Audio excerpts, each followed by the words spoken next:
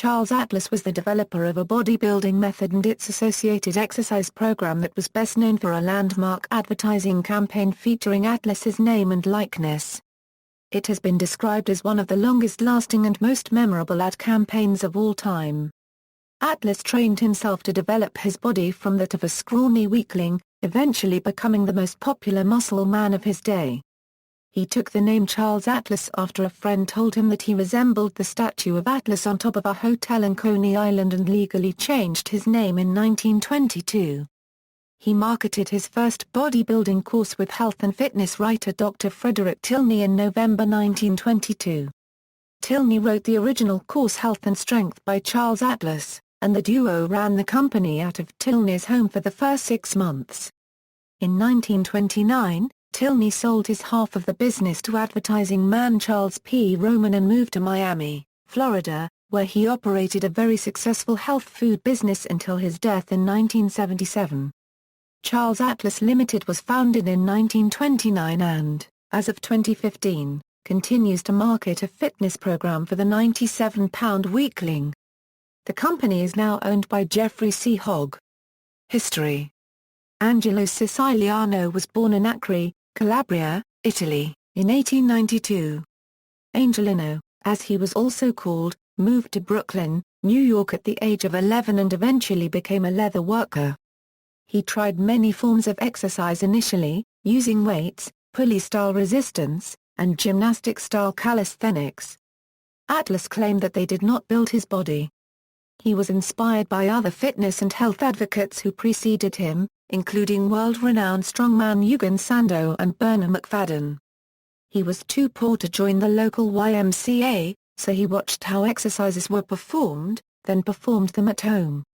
He attended the strongman shows at Coney Island, and would question the strongmen about their diets and exercise regimens after the show.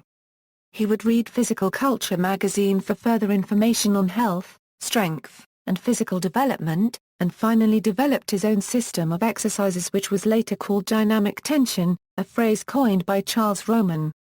A bully kicked sand into Siciliano's face at a beach when he was a youth, according to the story that he always told. At this time in his life, also according to the story, he weighed only 97 pounds. However, an early Atlas brochure from 1924 showed a 1903 picture of a small, thin Angelo Siciliano dressed in clothes for the period, including traditional knickerbockers. In later editions of the brochure, Angelo's age was changed to 15. According to several stories and claims, he was at the zoo watching a lion stretch when he thought to himself, "Does this old gentleman have any barbells, any exercises? And it came over me, he's been pitting one muscle against another."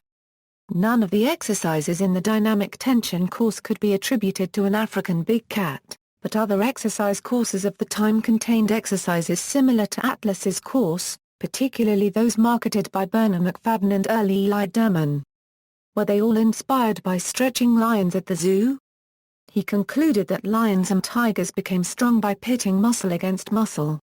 Bernard McFadden, publisher of the magazine Physical Culture, dubbed Siciliano America's most handsome man in 1921, and America's most perfectly developed man in a 1922 contest held in Madison Square Garden. He soon took the role of strongman in the Coney Island Circus sideshow. Nowhere did Atlas win a title proclaiming him to be the world's most perfectly developed man. In 1922, 30-year-old Siciliano officially changed his name to Charles Atlas, as it sounded much more American. He met Dr. Frederick Tilney, a British homeopathic physician and course writer who was employed as publisher Bernard McFadden's ideas man. Atlas and Tilney met through McFadden, who was using Atlas as a model for a short movie entitled The Road to Health. Atlas wrote a fitness course and then asked Tilney to edit it. Tilney agreed and Atlas went into business in 1922. Tilney himself had an extensive background in weight training. Dynamic tension. Atlas Dynamic Tension program consists of 12 lessons and one final perpetual lesson. Each lesson is supplemented with photos of Atlas demonstrating the exercises. Atlas lesson booklets added commentary that referred to the readers as his friends and gave them an open invitation to write him letters to update him on their progress and stories. His products and lessons have sold millions, and Atlas became the face of fitness. Among the people who took Atlas' course were Max Baer, heavyweight boxing champion from 1934 to 1935.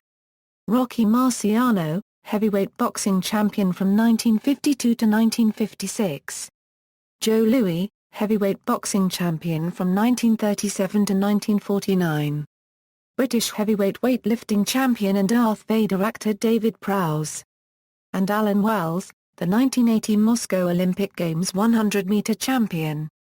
Weightlifting, Atlas was described as a student of early Eli Derman in several editions of a Eli Derman booklet, until shortly before the Dynamic Tension course was published. The 1918 edition of the booklet states that Atlas has performed a one-arm overhead press with 236 pounds. The 1920 edition states a 266 pounds one-arm overhead press. However, Atlas Siciliano was already a strong, well-developed man before being featured in Eli Derman's magazine. The American Continental Weightlifting Association, in April of 1924, Willoughby staged a national weightlifting championship, which was also supposed to serve as a basis for selecting an Olympic team to represent the United States at the upcoming Paris Olympic Games. In the meantime, Jowett joined the staff of Calvert's Strength magazine and began, with Calvert, to push the ACWLA. The ACWLA was also reorganized, with Jowett as president, Coulter and Willoughby as vice presidents, and an advisory board that included Charles Atlas, Bernard, Calvert, Earl Iderman, Charles McMahon, Bernard McFadden and Henry Titus. Jowett was to be the editor of Strength magazine from 1924 to 1927, and that position, along with his energy in it, made him the most powerful voice for the organization of weightlifting in the United States at that time. He staged a number of competitions and the first ACWLA governance meeting. At that meeting, issues such as the lifts to be contested were agreed to. Artist's model. Besides photographs, Atlas posed for many statues throughout his life, including the statue of George Washington in New York's Washington Square Park, Dawn of Glory in Brooklyn's Highland Park, and Alexander Hamilton at the U.S. Treasury Building in Washington, D.C. Death. In 1972, Atlas began to experience chest pains after exercising. In his final years, Atlas developed diabetes and was placed on a high-protein diet by his doctors to offset the effects of the disease. This led to his arteries being clogged and resulted in his hospitalization. He died on December 24, 1972 in Long Island Memorial Hospital.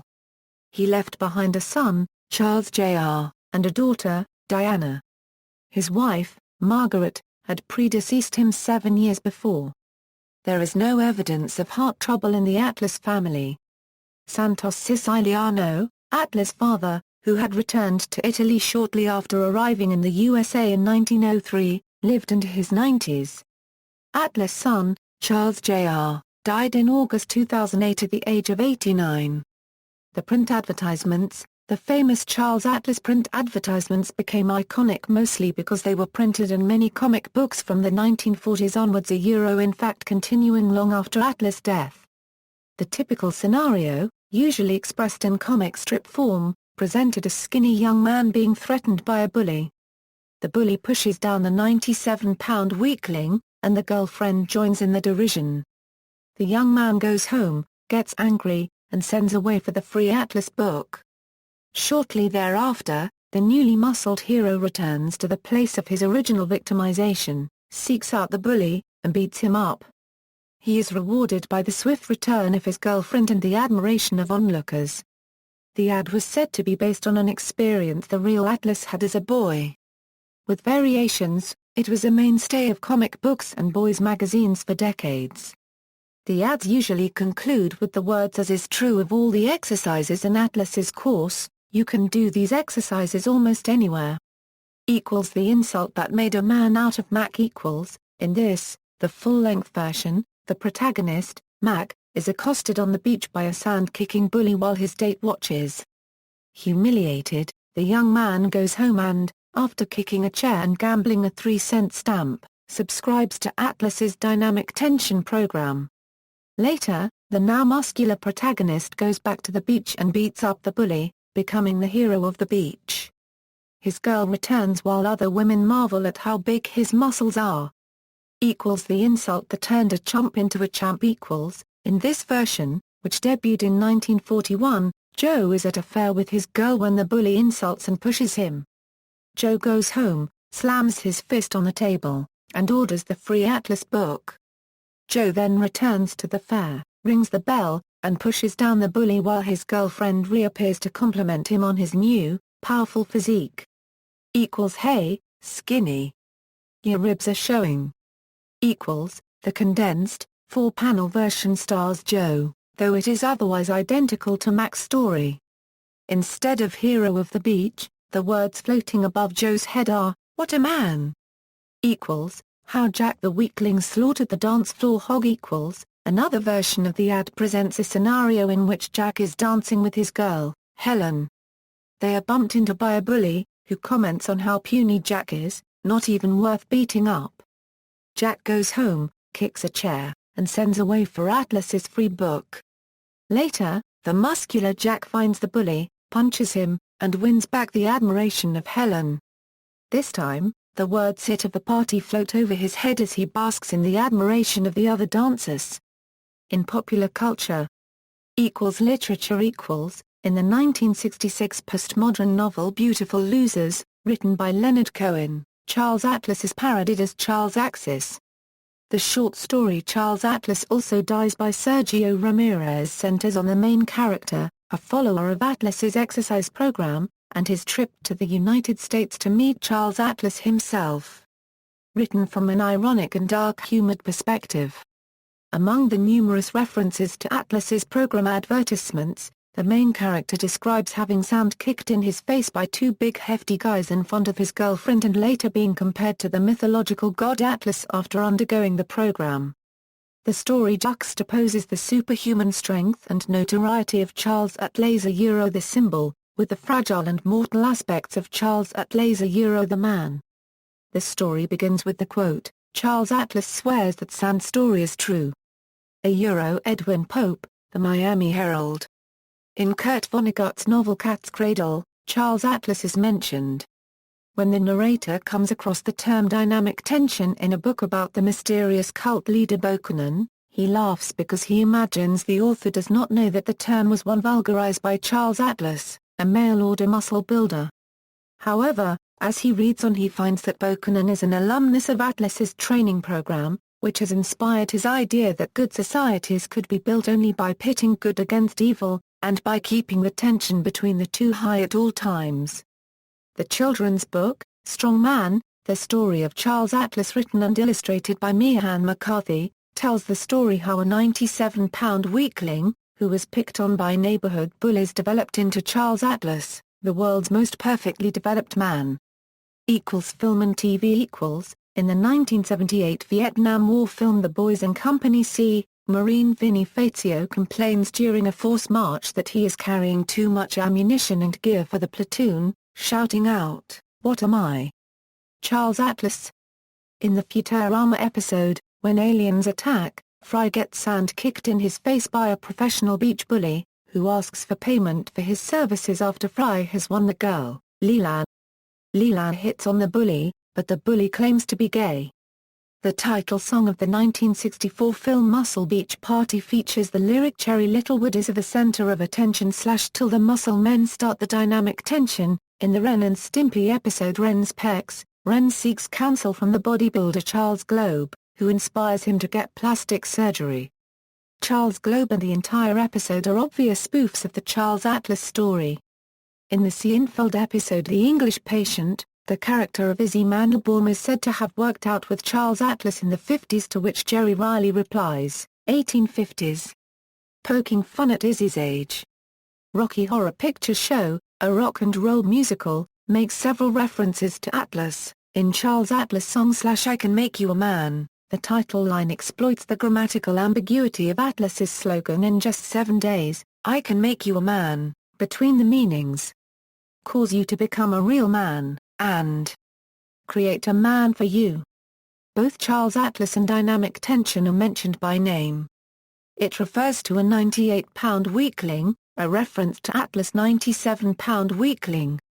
The second line refers to the Charles Atlas advertising campaign with "Will get sand in his face when kicked to the ground." The mad scientist character claims that his Frankensteinian creation carries the Charles Atlas seal of approval.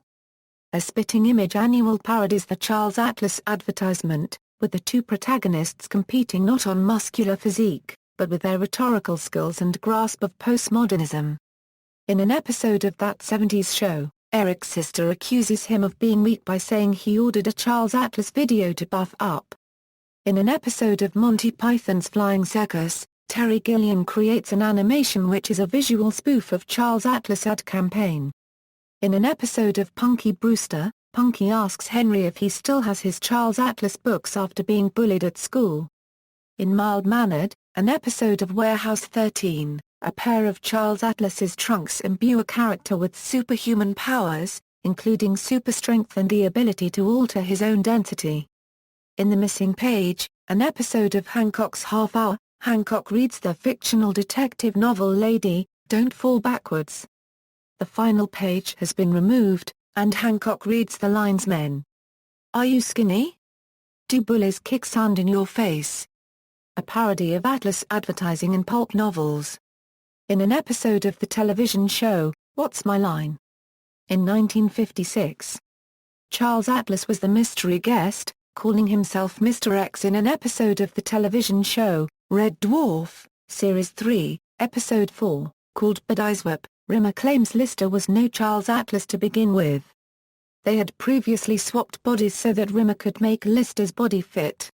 Instead, he abused the trust. Music equals, the song "Sand in My Face" by 10cc, on their debut album, is a detailed description of Atlas's legendary ads. The band AFI have a song called Charles Atlas on their album Very Proud of Ya. The Bonzo Dog Doo Dah Band song Mr. Apollo is a parody that includes the lines "5 years ago I was a 4-stone apology. Today I'm 2 separate gorillas." The Darling Pet Monkey song Charles Atlas is specifically about the Atlas ads. The Bob Dylan unreleased song She's Your Lover Now from 1965 contains the lyric, "Why must I fall into this sadness? / do I look like Charles Atlas? / do you think I still got what you still got, baby?" The Faces song On the Beach contains the line "Though I may not be no Charlie Atlas, / gonna take my shirt off anyway." The Australian band The Favs had a minor local hit with their song The Charles Atlas Way. The Joseph K song Sorry for Laughing contains the line, "When we grooved on into town / Charles Atlas stopped to frown / cause he's not made like me and you, We Are the Champions" by Queen includes the line, "I've had my share of sand kicked in my face." The Who song I Can't Reach You, on the album The Who Sell Out, is preceded by a commercial for the Charles Atlas course.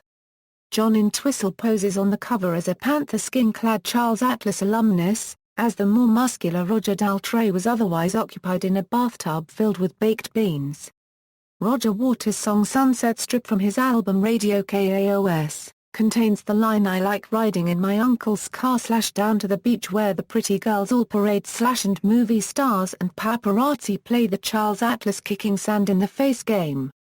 In the song I Will Not Fall by Weary Train Wire, these lyrics appear, and Charles Atlas stands, upon the beach, upon his head and says, "I will not fall."